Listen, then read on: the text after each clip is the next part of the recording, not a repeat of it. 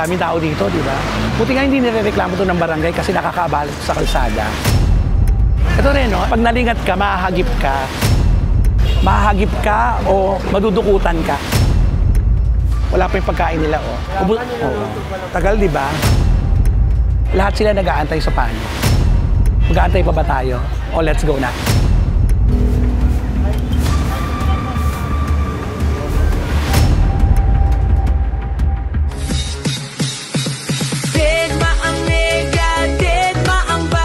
Sa balog, buhay ay walang stress. Chika-chika lang, kwento tawanan. Kay Romel Chika, good vibes ang tahanan. Ganon! So hello mga kachika, welcome to my vlog. And for today's video mga kaibigan, dalawin po natin yung mga sinauna ko pang mga vlog na ginawa na hindi nyo naman pinanood. Pero this time, sana panoorin po nyo ito dahil maganda po ang lugar na ito at masarap ang pansit kabagan. Kaya tara na!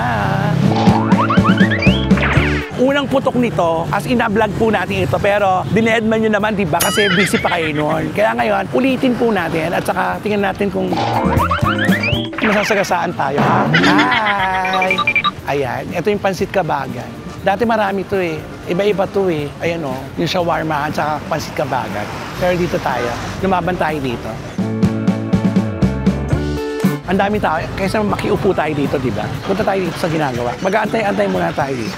Eto, ito yung ginagawa nila. Maghapon kayo nagaganyan, kuya. Yan lang ginagawa nyo, no? Paghiwa ng sibuyas, tsaka yung itlog na pugo. Ayan. Galing Isabela itong pansit kabagan. Mag-aantay muna tayo ng aalis para doon tayo pupunta. Papalit tayo. Super dead ba sila sa akin? Kinakausap po sila. Yung kinakausap ko sila pero hindi sila sumasagot sa akin. So paano? Nakakaabala ba ako sa kanila? O nagagandaan sila sa akin? Siguro doon na lang tayo, nagagandaan sila sa akin. Ayoko namang nai-imburn na sila sa akin habang kinakausap ko sila. Makikiupo na lang kayo tayo dito para happy. Ito rin, no? Ito rin yung pagkain na pag nalingat ka, mahahagip ka. So kaya wag kang palinga-linga. Mahahagip ka o madudukutan ka. Gano'n, abangan lang natin. Mas maganda sana kung dito tayo pwesto kasi mainit sa loob. Daming tao dito, di ba? Buti nga hindi nirereklamo to ng barangay kasi nakakaabala sa kalsada. Wala pa yung pagkain nila, oh. Tagal, di ba? Lahat sila nag-aantay sa paano. Mag-aantay pa ba tayo? O let's go na, ha? Walang tiyaga, umalis. Order muna kaya tayo.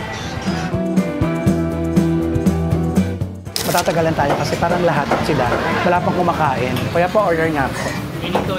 Mga ilang oras ba, ha? 50? 50? Isang oras, halos. Kaya naman... Next batch pa po, sir. Ah, nag-ano pa? Next batch pa po. Next batch pa. Wala tayong magagawa kundi mag-antay. Ito ba to? Kasama to? First batch dito? Yes, lahat po pati nasa labas. Pero patapos na naman siguro. Hindi pa rin. Hindi pa po. Pero patapos naman po yung first Yung mabilis na yan. Yung overload na lang, isa. Pang ilan tayo? 106? Ha? Pang 106? Sigla mo, 106? Hindi naman po 100. Grabe. Rom na lang po may kapangalan po kasi kayo. Okay. Ilagay mong chika, Romel Chika. Buti hindi kayo naano ng barangay dyan sa labas, no? Mabait ang captain, di ba? Kapitan. Mag-aantayin lang kami dun sa labas muna. Ah, sige. Salamat. Ang tagal. So, 50 minutes pa nga antayin natin. Kaysa umalis tayo dito, ilalaban na lang natin. Kasi batch by batch. Second batch pa daw tayo. Aantayin muna natin ito lahat-lahat sila umalis bago tayo makakaupo. Pero pag nagawa naman na yan, mabilis na rin naman yan. Kanina pa kayo order? Opo. Anong oras kayo nandito? Opo. Mga 4. 5 na. Oo. So, ang ibig sabihin ng 4, ako umorder ng 5, 6 na. Oo, pag diretso. Yung dalawa doon, mukhang galit sila sa akin. Ayaw ako kausapin, di ba? Nakapokus sila sa trabaho, na tama naman yun. Pero hindi nila ako kausapin, hindi tama yun. Ha?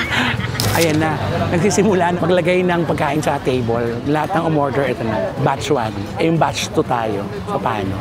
Pero okay lang yan. Extra challenge ito para sa atin kung makakapag-antay ba tayo. Makakapag-antay tayo kasi nagbayad na tayo. Sayang nenen. Ayan, dumating na yung mga pagkain nila. Umiikot din sila eh, no? Nakita rin ako kay Caldereta. Ngayon nakita niyo tao dito. Nagsaserve na sila ng mga orders. Kaya lang second batch pa tayo. At tapos to, dun pa lang tayo. Ayan, nakaupo na tayo. Inaantay na lang natin maluto yung second batch kasi yung first batch naubos. Kaya naman, antay-antay lang po tayo dito. Ang daming kumakain dito. Ayan, unti-unti na naglalabasan. Per batch talaga dito, kaya okay lang. May pumapasok, may lumalabas. So, eto yung paggawa ng sausawan. Panay sibuyas yan. Tapos, pipiga mo ngayon dyan. Tapos, kung gusto mo na maanghang, pipisain mo ngayon yon. Tapos, lalagyan ng toyo. At saka, suka. Sabi nila, the more sibuyas, mas masarap. Ayun yung pang sibuyas, ate. Salamat. The more sibuyas, mas masarap. Salamat, te. Isipin mo dati, yun ang mahal ng sibuyas. Paano, di ba? Kapag ikinasasarap, di ba, nasa sibuyas. Handa ng sausawan. Tikman natin ang sausawan. Lasa, toyo. Ah, sarap. Ito kasi ang magpapasarap sa kabagan. Tayo na lang po natin yung pagkain. So, ito na tayo. Dito tayo kakain. Maganda ang ventilasyon dito, malamig-lamig, kaysa doon tayo sa loob. Inaantay na lang natin yung second batch.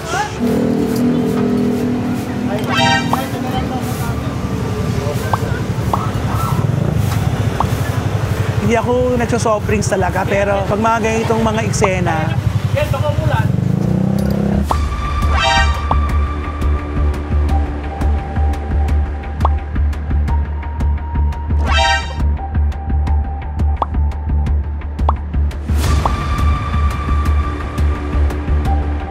katabi natin sila, sir.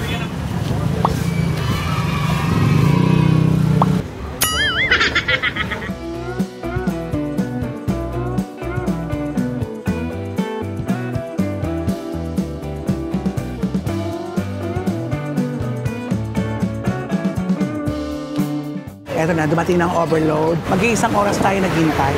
Ito yung overload. Ito yung 150 ito. Ang laman niya ay bagnet, saka atay. Lechon kawali, tapos atay at saka 3 itlog. So ganito daw ito. Kailangan, ganun mo, ay ihahalo mo yung suka sa kinakain mo. Pwede naman yung book kasi dito ka din kailangan na po yung book. Init. Yun yung nagpapasarap.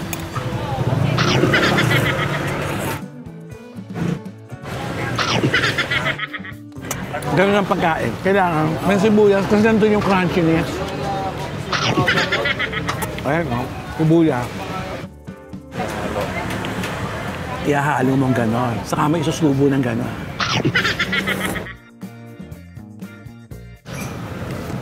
Yung gutom na gutom ako.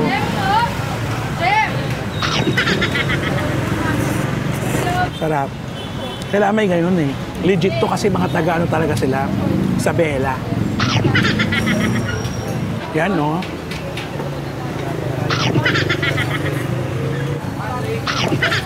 Wala na ng mga karne. Ay, atay. Yan, oh.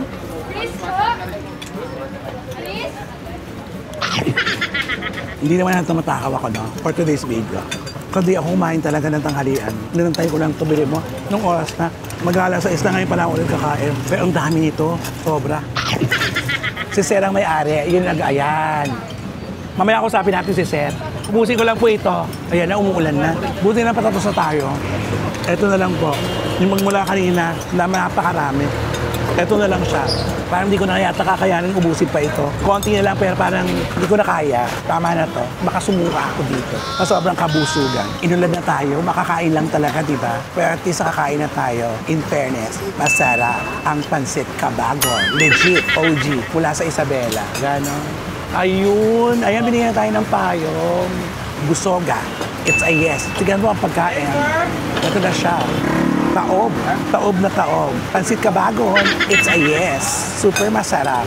Masarap siya in fairness. Sobra. Kaya nakita mo kahit na inuulan, no? Ayan, no? Nababasa yung mga tao, pero nilalaban talaga nila kumain dito. Buti maganda yung pwesto natin. Hindi tayo basang-basa, oh.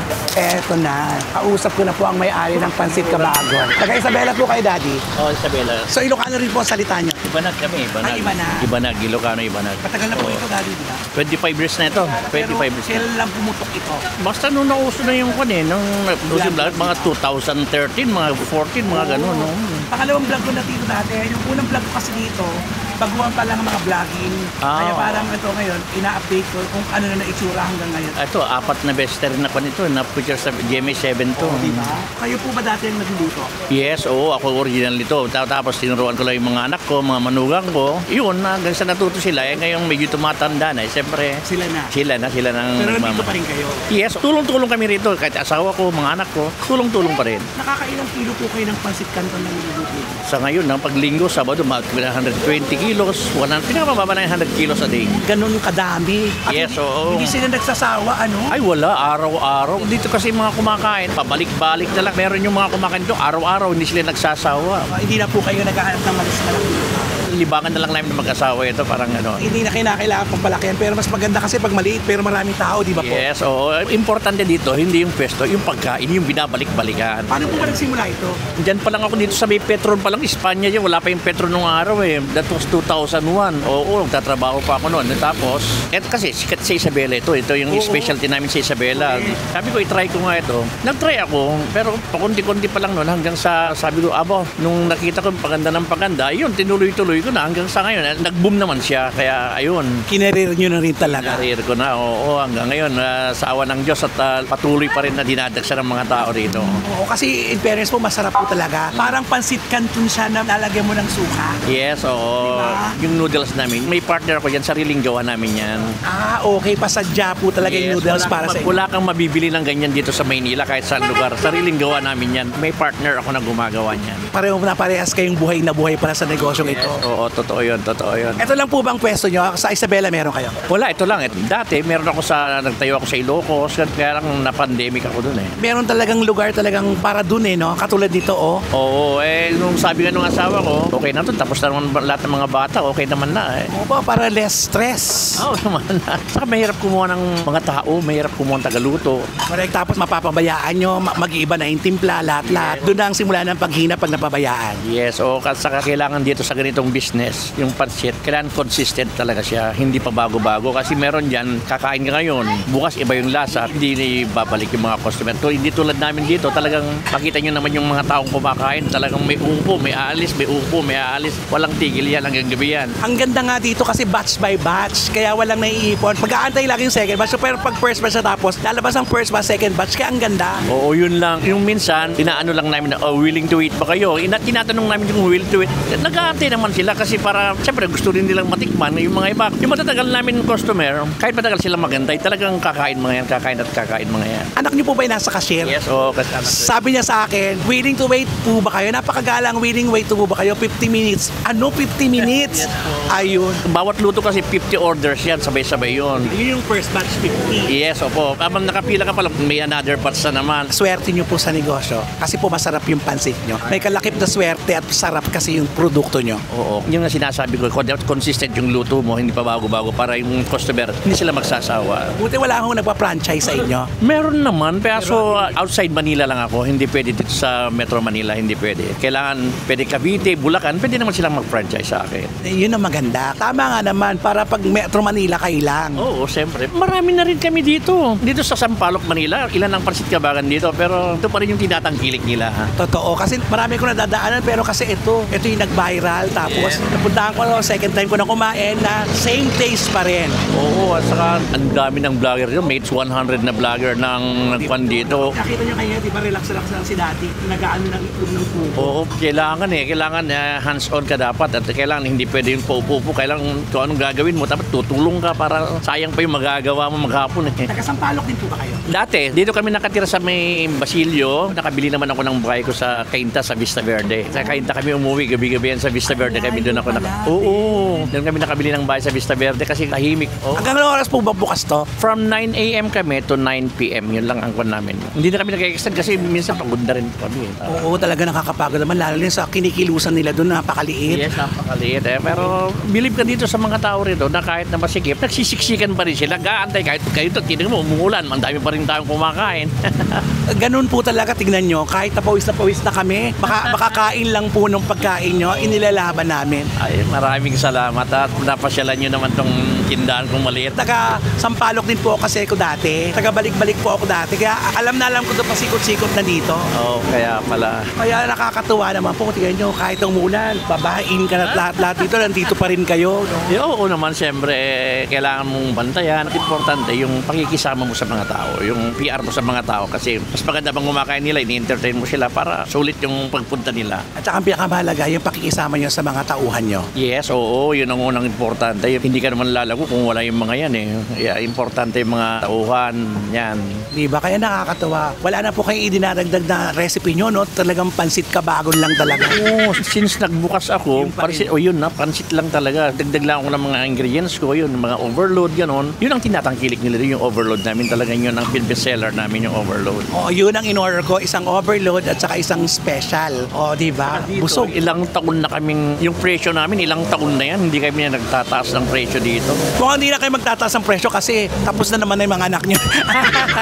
Pwede rin, kahit na mahal ang bilihin ngayon, sabi ko naman sa misis ko, bayaan mo lang para naman yung mga iba, makakain sila ng masarap at yung marami-rami ka. At saka parang tulong niya rin sa mga taong nagugutom. Mabigyan ka ng blessing sa araw-araw, masaya ka na doon. Huwag kang maghangad ng malaking malaki dahil mas maganda yung simple lang, katamtaman lang, okay na yun. Makontento ka kung anong merong binibigay sa'yo ng Panginoon. Ang ano lang dito po, no? Wala kayong opisina. Dito rin kayo nasa labas. Dito lang kami sa labas, kahit mga minsan nasisita. Speaking of nasisita, buti hindi kayo nasisita ng chairman nyo dito. Nasisita naman, binawalan na kayo maglatag sa umaga, kailang maglatag kayo mga hapon na yung kakunti na lang tao. Siyempre kung hindi ka naman wala naman kami mabibenta, saan kami kukuha ng pambayad ng panglisensya namin, pangsweldo namin sa mga tao. Nakakaawa din naman sila pagka walang trabaho. Nakakatulong din naman kami sa mga tao kahit papano. Oo, kaya naman nakita nyo, ang blessings po, tingnan nyo, kahit umuulan, hindi nyo problema yung iba, wala pang benta, samantalang kayo, paubos na. kaya nga po. Kaya po yan sa produkto nyo kasi talagang sinanggaan nyo naman talaga ito. Yes, oo, pinagtyagaan ko talaga ito since 2001. Pero alam mo ba, buhay, pahirap ng pahirap, lalo pa nagpapaaral ka dati. Pero ngayon, medyo nakakaangat naman na ng konti. Kaso wala na kayo pinag-aaral. Ilan po bang anak niya, sir? Ito lang sila, tapos na silang lahat. Graduate na silang lahat. Pero yung dalawa kong anak, pinag-resign sa work nila, dito na. Pating lalaki dun, bunso ko yun. Yung kanina kay Ero, bunso niya yun. At okay lang yun kasi pareho din naman. Magtatrabaho sila para kumita ng pera. Eh di dito nila sama-sama pa kayo. Sila rin naman ang magmamana nito. Pag nagkaasawa na sila, sila magiginabang. Eh tayo naman, tumatanda na tayo, hindi natin kailangan yung mga ganyang bagay. Marami pong salamat. Marami ding salamat sa inyo sa pagpunta nyo rito. God bless po. Sa inyo rin po, sana pa patuloy pa rin po kayong tangkilikan at dumami pa ng dumami at marami pa kayong mabusog na mga kababayan natin na kumakain dito. Maraming salamat din po. Maraming salamat sa inyo. At ingat po, good health po. Salamat po. So, ayan, nakausap na natin ang may-ari ng Pansit Kabagan. Original ito sa Isabela, kaya napakasarap. Kaya it's a yes. Kaya puntahan po ninyo ito dahil pinipilahan po ito ng bonggang-bongga dito sa Blooming Tree. Thank you po. So, with that mga kachika, sa aking vlog, Dead Bang Nega, Dead Bang Bash, dahil ang buhay ay chika-chika lang. Ganon.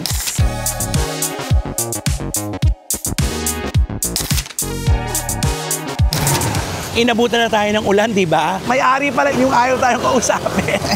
Pero naalam-alaman niya siguro na nagbablog ako, ayun, kinausap na tayo. In fairness, napakabait nila, kaya bless sila. Kaya naman, andito na tayo, busog na busog. Uwian na! Ganon!